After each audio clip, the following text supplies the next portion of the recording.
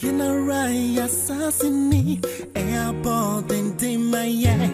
Mojana Nanum Shegu Edigu on my say intelligence security agencies enyae say nationwide.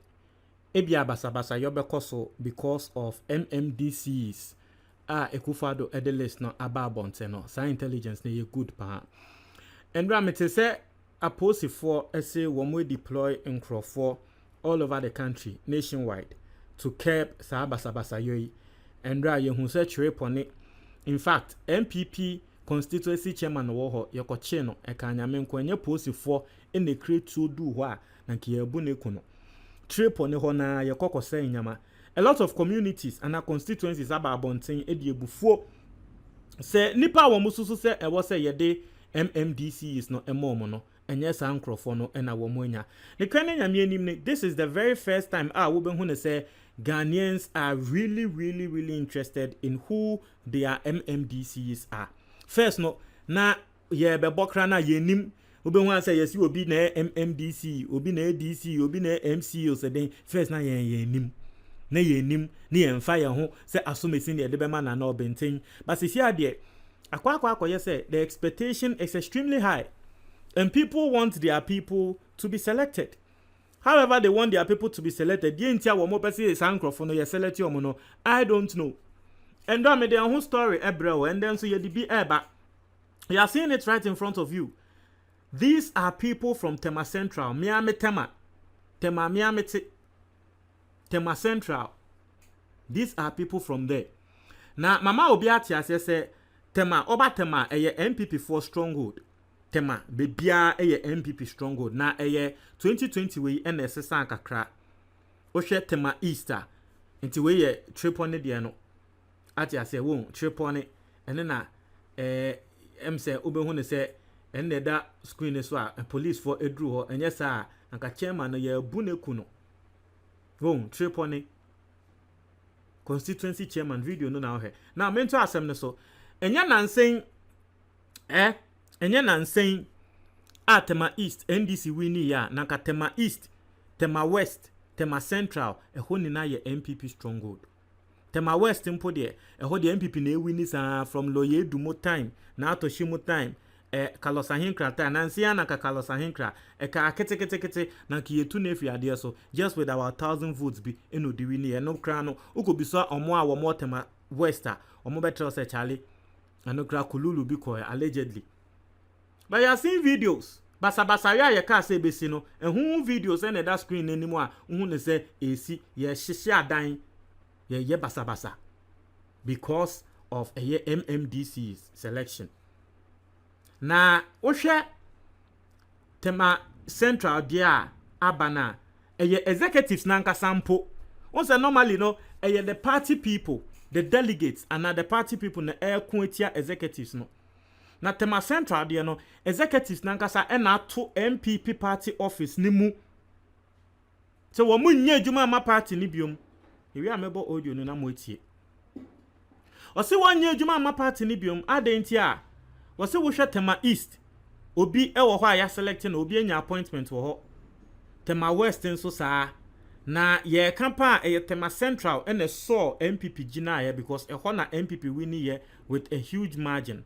Nti na komu susu say eho enanka President Akufo-Addo ebe select Onikro a wobeda ne MMDC no ana DCO said den omususu say ho na so nipa kra President Akufo-Addo akwa select no ofri Tema East asema wo mo kanu no se nipa kra Akufo-Addo akwa select efri Tema East inti no wo mo ntiase wo mo ato party office mu wo mo ntiase.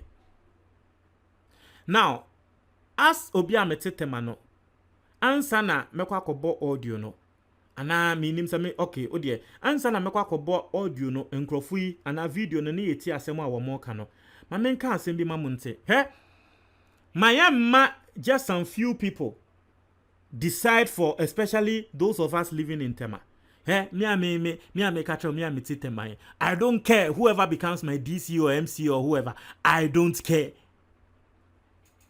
Me tema and I make answer my troll. Make us say free tema. Me see tiemano. I don't care. And it is not only me. A lot of people. Bratema na bebisa and say, when a DC, when a MC, Bratema, na bra bebisa. Say, who is the MC of Tema? 90% of people and 95% of people in Tema, they don't care whoever President Akufo-Addo chooses. Inti maya man krofo kakrebi keke. Beya 10 and 20 30 bi. Emba sheshe ties. Nye mani look say Tema 4 ye ni na yempene. These people cannot decide for us all in Tema. I live in Tema. You can't decide for me. I have not given you the mandate to go and decide for me.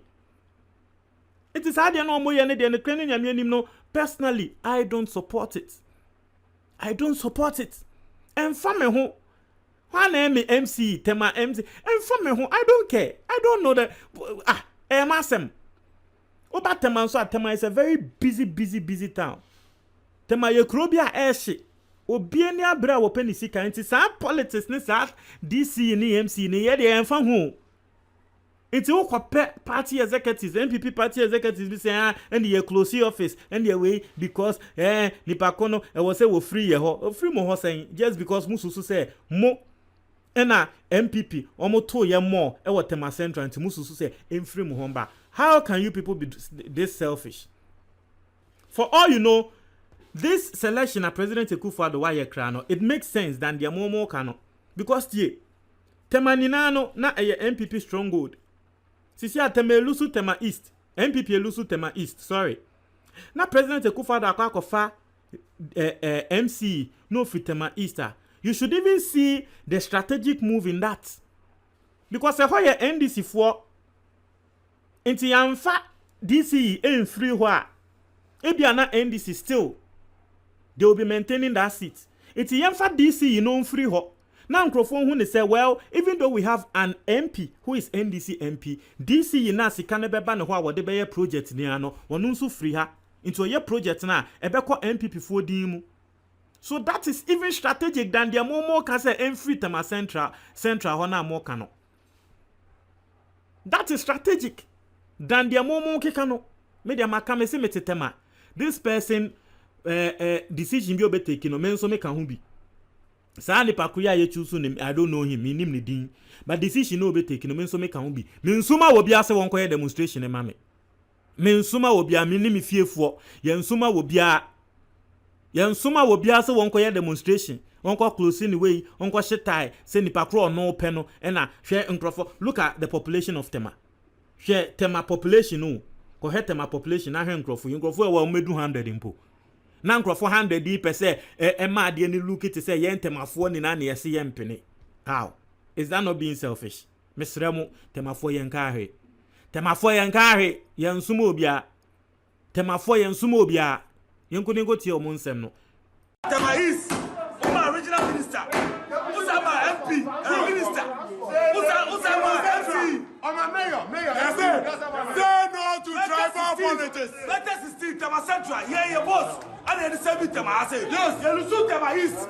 Tema West, 1,000 something. Tema Central, your boss, and then the Tema. Almost 7. And then who are here? Who they come Tema East? You think we are fools? We are not fools. Never happen. Never. It will never happen. It will never happen. For the registration, go ahead. Your parents will be done here. 2024, I'm free. National. 2024, for national. Obviously, we are not free.